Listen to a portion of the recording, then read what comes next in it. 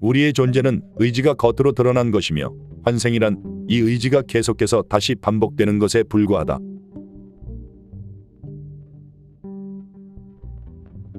중동 국가인 시리아와 레바논 그리고 이스라엘에는 독특한 전통과 신념을 지닌 소수민족이 살아가고 있습니다. 이 중동의 소수민족은 드루즈라고 불립니다. 매우 적은 인구수로 구성된 드루즈는 수백 년 동안 그들만의 신념과 문화를 조용히 지켜온 집단입니다. 중동에 위치해 있는 만큼 드루즈는 이슬람교의 영향권 아래 있긴 하지만 그들의 신념과 문화는 전통 이슬람과는 많이 다릅니다. 그중 하나가 바로 윤회, 즉 한 영혼이 새로운 몸을 입고 이 세상에 다시 태어난다는 믿음을 지니고 있다는 점입니다. 드루즈 사람들은 실제로 전생에서의 기억이 아주 어린 나이에 떠오를 수도 있음을 인정합니다. 드루즈 사람들에게 윤회 환생이란 일상적인 것인 셈입니다. 이번 영상에서 살펴볼 사례는 윤회 환생을 믿는 중동의 소수민족 드루즈의 5살 소년을 주인공으로 하는 사례입니다. 1962년 미국 버지니아 대학의 교수이자 환생 연구가였던 이안 스티븐슨 박사는 브라질에서 현장 조사를 하며 전생 기억을 지닌 어린이들의 사례를 수집하고 있었습니다. 당시 이안 스티븐슨 박사의 통역사로 고용되었던 사람은 중동 국가 레바논 출신이었습니다. 그는 스티븐슨 박사의 연구에 굉장한 관심을 갖고 있었습니다. 어느 날 레바논 출신의 통역사는 이안 스티븐슨 박사에게 이런 말을 했습니다. 레바논에는 전생에 살았던 마을에 대한 기억을 얘기한 어린이들이 많았습니다. 그리고 많은 경우 어린이들의 진술이 진실이었다는 것이 밝혀졌습니다. 지금도 있을지도 모릅니다. 통역사의 이런 흥미로운 정보를 듣고 이안 스티븐슨 박사는 2년 후인 1964년에 레바논으로 떠났습니다. 그리고 스티븐 박사는 레바논에서 이마드라는 5살 소년이 전생 기억을 말해왔다는 정보를 입수할 수 있었습니다. 환생의 증상 첫 번째, 전생의 마을, 전생의 집, 전생의 소유물에 대해 기억하다. 5살 소년 이마드는 레바논에 있는 작은 마을인 카르나엘에 살고 있었습니다. 소년은 2살 무렵부터 자신의 전생에 대해 이야기하기 시작했습니다. 이마드는 전생의 가족과 친구들을 언급했고 자신이 살던 마을인 크리비에 대해 이야기할 수 있었습니다. 이마드는 전생의 집은 언덕 위에 지어져 있었고 근처엔 사과나무와 벚나무가 가득한 정원이 있었음을 말했습니다. 이마드는 자신이 노란 자동차와 버스와 트럭을 소유하고 있었다고 말했습니다. 이마드는 트럭을 이용해서 바위를 운반했다는 이야기도 했습니다. 때때로 이마드는 내 옛 동료들이 어떻게 지내는지 궁금해 라는 혼잣말을 하기도 했습니다. 그리고 이 소년은 잠을 자면서도 전생에 대해 이야기하곤 했습니다. 윤회 환생을 믿는 드루즈 민족이었음에도 불구하고 이마드의 아버지는 전생에 대해 이야기하는 것을 아들에게 금지시켰습니다. 이마드의 아버지는 아들이 거짓말을 한다고 생각했습니다. 그래서 이마드는 그 후 아버지 앞에서 자신의 과거 삶에 대해 언급하지 않았지만 어머니나 할아버지나 할머니한테는 계속해서 전생의 삶에 대한 자세한 내용을 전했습니다. 이마드가 2살이었을 때 어느 날 소년은 할머니와 함께 거리에 있었습니다. 그런데 갑자기 이마드는 한 남자를 보고 달려가서 그를 껴안았습니다. 그 남자는 어린 소년에게 나를 아니? 라고 물었습니다. 네, 당신은 내 이웃이었어요. 나중에 조사를 통한 검증 작업이 이뤄졌을 때 이것은 사실로 밝혀졌습니다. 환생의 증상 두 번째, 전생의 취미였던 사냥을 하고 싶다면서 아버지께 총을 사달라고 조르다. 이마드는 사냥에 지대한 관심을 가지고 있었습니다. 이마드는 과거에 자신이 개와 함께 사냥을 자주 나갔던 것과 자신이 사냥할 때 쓰던 산탄총을 기억했습니다. 이런 기억이 있었던 탓에 소년은 아버지에게 총을 사달라고 조르기까지 했습니다. 이마드는 자신의 부모님에게 자신이 말한 모든 것들을 보여주고 싶어 했습니다. 그래서 자신의 전생 거주 마을이었던 크리비로 데려가 달라고 여러 번 간청했습니다. 환생의 증상 세 번째, 자신의 현재 어머니보다 전생의 애인이 훨씬 예쁘다는 평가를 하다. 이마드는 자신의 어머니에게 자신이 매우 사랑했던 여인인 자밀레에 대해 반복적으로 언급했습니다. 자밀레는 엄청 예뻤고 빨간 옷이랑 빨간 스틸레토를 입는 걸 좋아했어. 하이힐도 많이 신었어. 이 소녀는 자밀레의 외모와 어머니의 외모를 비교하는 것을 좋아했습니다. 그리고는 항상 전자를 더 높게 평가했습니다. 심지어 3살 무렵에는 자밀레와 함께 있기를 너무나 갈망했던 탓에 자신의 현재 어머니에게 자밀레처럼 행동해달라고 부탁하기까지 했습니다. 환생의 증상 4번째. 전생의 마을을 방문해보자는 얘기에 큰 기쁨을 느끼다. 이안 스티븐슨 박사는 이마드의 부모님에게 이마드의 전생 마을인 크리비로 직접 가보자고 제안했습니다. 이마드의 부모님은 이 제안에 동의했습니다.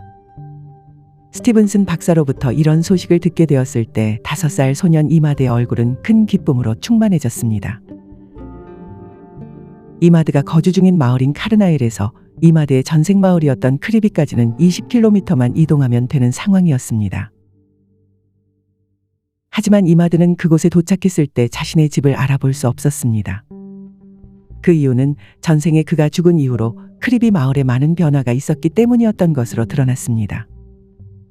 몇 차례의 현장 조사가 더 이뤄진 끝에 이마드가 간직하고 있던 전생 기억과 현재 시점 사이에는 무려 20년이라는 시간이 존재하고 있었음이 드러났습니다. 그래서 이마드가 마음에 간직하고 있던 크리비 마을의 풍경과 이번 생에 방문했던 크리비 마을의 풍경은 많은 차이를 지니고 있을 수밖에 없었습니다. 그러나 이런 악조건에도 불구하고 이마드가 크리비로 첫 여행을 떠나기 전에 작성한 47개의 진술 항목 중 무려 44개가 모두 진실인 것으로 판명되었다고 합니다. 이마드는 전생 마을로 떠난 첫 여행에서 자신의 집과 가족을 찾아낼 수 없었습니다.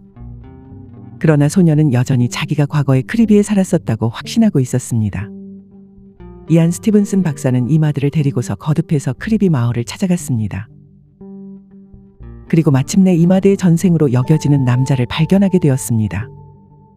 그의 이름은 이브라임이었고 1949년 9월 18일 25세의 나이로 사망했다고 합니다. 그는 오랫동안 폐질환으로 고통받으며 거의 완전히 누운 채로 지냈습니다.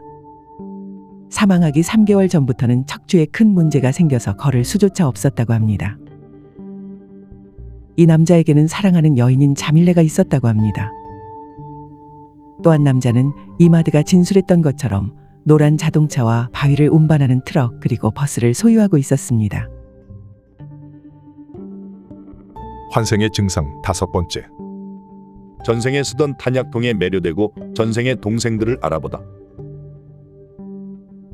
이안 스티븐슨 박사와 조사단은 5살 소년 이마드와 함께 이마드의 전생으로 여겨지는 고인이 된 이브라임이 살던 집을 방문했습니다. 20년이라는 시간이 흘렀기 때문인지 소년 이마드는 집 안으로 안내되었지만 매우 낯설어 했습니다. 하지만 소녀는 2개의 탄약통에는 큰 관심을 보였고 그것들을 집으로 가져갈 수 있도록 허락해달라고 요청했지만 아버지는 허락하지 않았습니다. 이마드는 고인이 된 이브라임의 어머니 여동생을 만났습니다. 사람들은 이미 5살짜리 소년이 방문한 이유를 알고 있었습니다.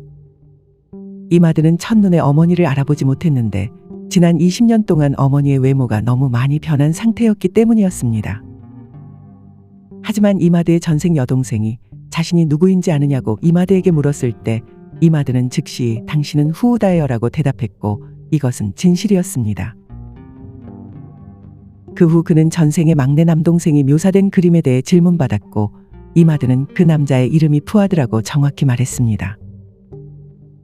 이안 스티븐슨 박사는 이마드를 시험해볼 목적으로 일부러 이분은 너의 사촌이지 라고 말하면서 한 남자의 사진을 보여주었습니다. 하지만 이마드는 아니에요. 이 사람은 나예요. 라고 말함으로써 정답을 맞추었습니다. 이안 스티븐슨 박사는 전생어머니가 문에 의해 손가락이 다쳤던 일을 이마드가 언급한 적이 있다는 것을 기억했습니다. 이에 대해 질문을 받았을 때 전생어머니는 이마드가 이야기한 것이 사실이라고 말했습니다. 환생의 증상 6번째. 전생의 애인에 대한 세부 사항을 기억하다. 이마드는 침대 2개가 위치해 있는 옛 침실로 안내받았습니다. 어느 침대가 자신의 침대였느냐는 질문에 소녀는 오른쪽 침대를 가리키며 예전에는 이 방이 아닌 다른 곳에 대각선으로 위치해 있었다고 말했습니다. 이것은 사실이었습니다. 이마드는 또한 이런 말을 하기도 했습니다. 내 집을 자주 방문했던 자밀레와 이 침대에서 함께 잠을 자곤 했어. 전생 어머니와 여동생은 이것이 사실이었음을 확인해 주었습니다. 자밀레가 어디 사는가에 대한 질문을 받았을 때 5살 소녀는 그녀의 마을이 있는 방향을 가리켰고 그것은 정답이었습니다. 환생의 증상 7번째. 전생에 총을 숨겨두던 장소를 기억하다. 5살 소년 이마드는 종종 2개의 총을 소유하고 있었다고 말했지만 레바논에서는 특별한 허가 없이 총을 소유하는 것은 법적으로 금지되어 있었습니다. 그래서 그럼 총기를 어디에 숨겼었느냐라는 질문을 했습니다. 이마드는 곧장 찬장 쪽으로 가서 문을 열었습니다. 찬장 뒤쪽에는 칸막이가 있었는데 총을 가려주는 용도였습니다. 이마드 곁에 서 있던 전생어머니는 자신의 죽은 아들을 제외하고 이 은신처를 아는 사람은 자신뿐이라고 말했습니다. 환생의 증상 8번째. 전생에 죽기 전에 마지막으로 했던 말을 기억하다. 죽기 전에 마지막으로 한 말이 무엇이냐는 질문을 받았을 때 이마드는 나 푸아드에게 전화해. 라고 대답했습니다. 이것도 사실이었습니다. 여기까지 전생을 기억하는 어린이였던 레바논 소년 이마드에 대한 사례를 살펴보았습니다. 전생을 기억하는 어린이들의 사례는 삶에 대한 시각을 넓히도록 만듭니다. 이러한 사례들을 통해 많은 사람들은 윤회와 환생이라는 개념을 다시 생각할 수 있게 됩니다. 불교나 힌두교 등 동양의 전통에서는 오래전부터 윤회 환생에 대한 개념이 존재해 왔습니다. 전생과 이번 생 그리고 미래의 생은 서로 연결되어 있다는 것이 윤회의 핵심입니다. 우리가 살아가면서 하는 선택들은 그 자체가 다음 생의 조건을 결정짓는 원인이 됩니다.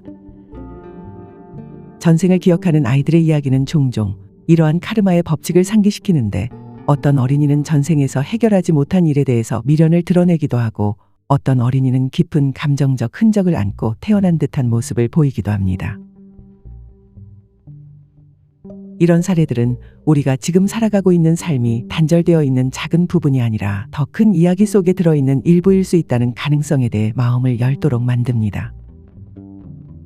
이것은 우리가 왜 이런 가족, 이런 환경, 이런 상황 속에 태어났는지를 이해하는 데 작은 실마리가 될 수도 있습니다. 삶의 모든 순간은 우연이 아니라는 점을 우리는 상기할 수 있습니다. 삼세인과경에 기록된 석가모니 부처님의 가르침을 싣는 것을 끝으로 이번 영상을 마치도록 하겠습니다. 전생의 인연을 알고자 한다면 이번 생에서 받는 과보를 보아라. 미래생의 과보를 알고자 한다면 이번 생에서 짓고 있는 업을 보아라.